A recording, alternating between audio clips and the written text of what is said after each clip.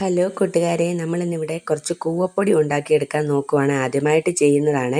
നമ്മളതിന് വേണ്ടി കൂവ എടുത്തിട്ട് അതിൻ്റെ വേരും ഇതെല്ലാം കണ്ടിച്ച് കളഞ്ഞ് നല്ലതുപോലെ കഴുകി വാരുന്നുണ്ട്. ഇനി ചെറിയ കഷ്ണങ്ങളാക്കി അരിഞ്ഞെടുത്ത് നമ്മൾ മിക്സിക്കകത്ത് തന്നെ ഇട്ടാണ് ഇത് അരച്ചെടുക്കുന്നത്.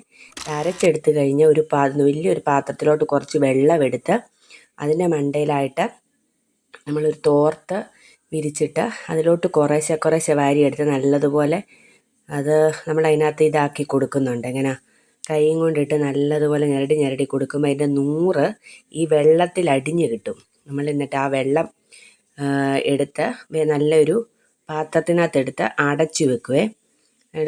നമ്മൾ ഈ കൂവയുടെ ഈ നൂറെടുക്കാനായിട്ട് കുറേ നേരം കിടന്നത് ഇച്ചിരി കഷ്ടപ്പാട് പിടിച്ച പണിയാണ്. എന്നാലും നമുക്കത് നല്ല കൂവപ്പൊടി കിട്ടുമല്ലോ എന്ന് ഓർത്താണ് നമ്മളത് എടുത്തിട്ട് ലാസ്റ്റ് ആ വെള്ളം എല്ലാം കൂടി ഒരു നല്ല ബക്കറ്റിനകത്ത് എടുത്ത് ഒഴിച്ചു വെക്കും. അത് പിറ്റേ ദിവസം വൈകിട്ടാകുമ്പോഴത്തേക്കും നമ്മൾ അതിൻ്റെ ആ വെള്ളം കളയും. അപ്പോഴത്തേനും കണ്ടോ 100 അടിഞ്ഞിപ്പുണ്ട്. പിന്നെ നമ്മൾ വെള്ളം ഒഴിച്ചു കൊടുക്കും. അങ്ങനൊരു 5-6 ദിവസം ചെയ്യുന്നുണ്ട്. അപ്പോഴത്തേനും അതിൻ്റെ കട്ടൊക്കെ പോയിട്ട് നല്ല കൂവപ്പൊടി നമുക്ക് കിട്ടും. അത് നമ്മളൊരു വലിയ പാത്രത്തിനകത്ത് വെയിലത്ത് വെച്ച് ഉണക്കിയെടുക്കുവേ.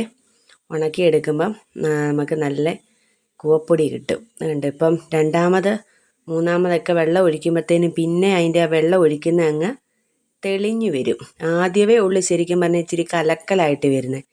ആദ്യമായിട്ടാണ് നമ്മളിങ്ങനെ കൂവപ്പൊടി എടുക്കാൻ നോക്കിയത്. പറമ്പിൽ കുറേ കൂവ നിൽപ്പുണ്ടായിരുന്നെങ്കിൽ നമുക്കൊന്ന് ചെയ്ത് നോക്കാം ഇത് എങ്ങനെ ഇരിക്കുമെന്ന് നോക്കി ചെയ്താണേ. വീഡിയോ ഇഷ്ടമാകുകയാണെങ്കിൽ എല്ലാവരും ഒന്ന് സപ്പോർട്ട് ചെയ്യണേ. ഈ കൂവ എടുത്തു കഴിഞ്ഞപ്പോൾ നമുക്കൊരു 1/2 കിലോ കൂവപ്പൊടിയോളം കിട്ടി കേട്ടോ. അത് നല്ല കൂവപ്പൊടിയായിരുന്നു.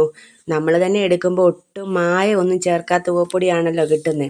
അത് ഇച്ചിരി കട്ട പിടിച്ചായിരിക്കും. അത് നമ്മൾ നല്ലതുപോലെ ഒരു തവിയോ കൈയും വെച്ചാണേലും കുഴപ്പമില്ല.